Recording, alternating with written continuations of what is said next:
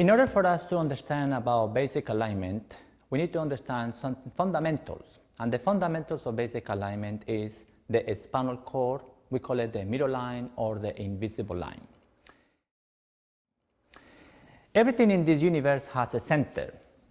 The center of her body, between the shoulders, is the solar plexus. The solar plexus is the center of her shoulders, and her nipples means the wings of her emotional body. And the center of her cheeks is called the nasal bone. The nasal bone is the center of her intelligence. And the pelvis and the hips are the wings of her sexual energy. So the hip bones are the wings of the sexual energy.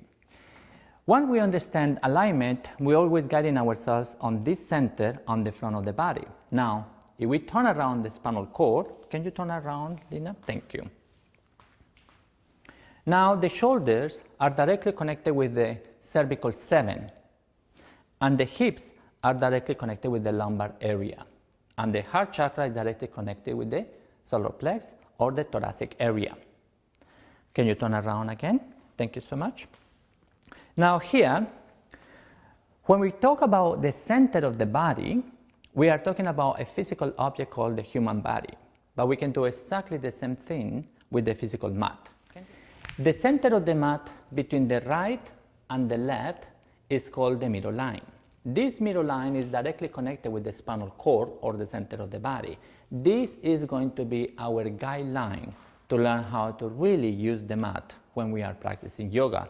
Maintaining this center line is essential to understand how to maintain proper balance in your yoga practice.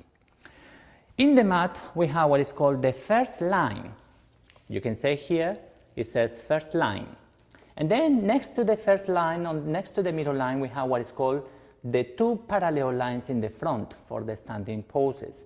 And then right here on the center, we have what is called the middle line.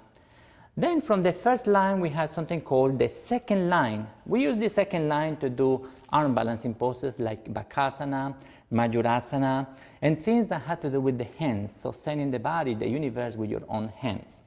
Then if we move to the back of the mat, we have here what is called the 45 degree to the right and the 45 degree to the left. We continue with what is called the third line, and here we have what is called the fourth line. Then next to the middle line, between the third and the fourth line, we have the two parallel lines, which is 8 inches differences between each other or separation between each other. And then we have what is called the X backs. You can see the X right here, or the red backs. Then in front of it, we have what is called the purple circles and the orange triangles. Everything in the mat is symmetrically done to maintain proper alignment. So when you go into the poses, you have achievement of the perfect pose, or it can help you to really achieve the perfect pose in a very short amount of time, protecting your ligaments and your joints.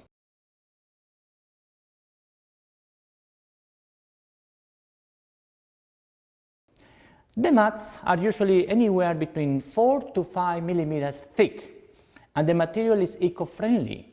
And the reason for that is that whatever your skin touch, if it's alcohol, if it's petroleum, it will affect your nervous system. So we're trying to maintain the use of a healthy mat to maintain the body in a healthy condition. So when you're practicing yoga, understanding the subject where we're going to practice yoga, now we go into the mat to learn what is called the basic 4 sun salutations.